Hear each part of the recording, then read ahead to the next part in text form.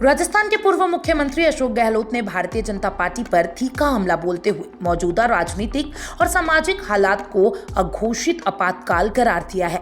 उन्होंने ये बयान बीजेपी द्वारा संविधान हत्या दिवस मनाए जाने के विरोध में दिया।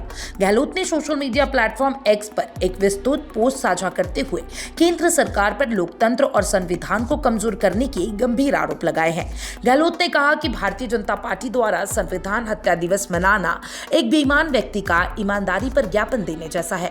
उन्होंने आरोप लगाया कि पिछले 11 वर्षों में लोकतंत्र का सबसे अधिक गलत इस्तेमाल हुआ है। उन्होंने भाजपा शासित केंद्र सरकार को लोकतांत्रिक संस्थानों, स्वतंत्र प्रेस और विपक्ष की आवाज को दबाने वाली सरकार करार दिया।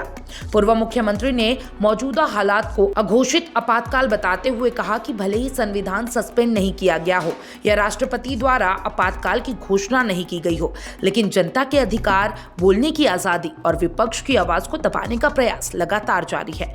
उन्होंने उदाहरण देते हुए कहा कि पत्रकार सवाल पूछे तो देशद्रोही कहा जाता है, छात्र विरोध करे तो उन्हें आतंकवादी बताया जाता है और विपक्षी नेता सरकार का विरोध करे तो ईडी की कार्रवाई होती है।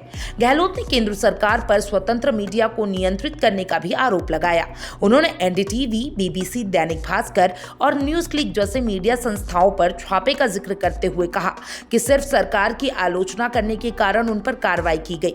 उन्होंने कहा कि ऐसे प्रयासों से मीडिया की स्वतंत्रता को कुचला जा रहा है। गहलोत ने मौजूदा समय को 1975 की आपातकाल से भी अधिक गंभीर बताया। उन्होंने कहा कि उस समय किसी मुख्यमंत्री को गिरफ्तार नहीं किया गया, लेकिन आज झारखंड और दिल्ली के मुख्यमंत्री जेल में हैं। राहुल गांधी की संसद सदस्यता रद्द कर दी गई और विपक्ष के 200 से अधिक नेताओं पर ईडी के छापे पड़े।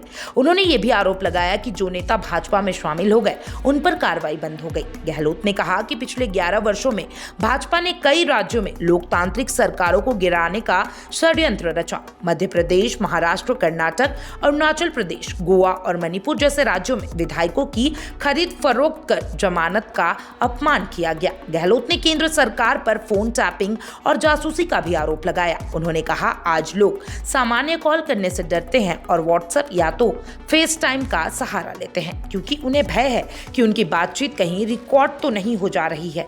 अपने पोस्ट के अंत में गहलोत ने दो टूक कहा, हम डरेंगे नहीं, झुकेंगे नहीं। संविधान, लोकतंत्र और जनता की आवाज को बचाने के लिए हम लड़ते रहेंगे। उन्होंने ये भी कहा कि केंद्र सरकार राज्य सूची के विषयों पर भी कानून बनाकर तानाशाही से काम कर रही है और जहां विपक्षी सरकारें हैं वहां राज्यपालों के माध्यम से हस्तक्षेप किया जा रहा है। अशोक गहलोत के इस बयान ने एक बार फिर बीजेपी बनाम कांग्रेस की विचारधारा की लड़ाई को नई धार दे दी है।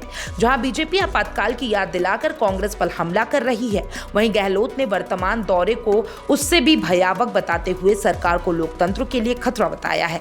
यह सियासी बहस अब और तेज होने की संभावना है। आप क्या सोचते हैं अशोक गहलोत के बारे में और उनके इन बयानों के बारे में? कमेंट बॉक्स में जरूर बताइएगा और तमाम ऐसे अपडेट्स के लिए चैनल फॉर न्यूज राजस्थान के साथ बने रहें।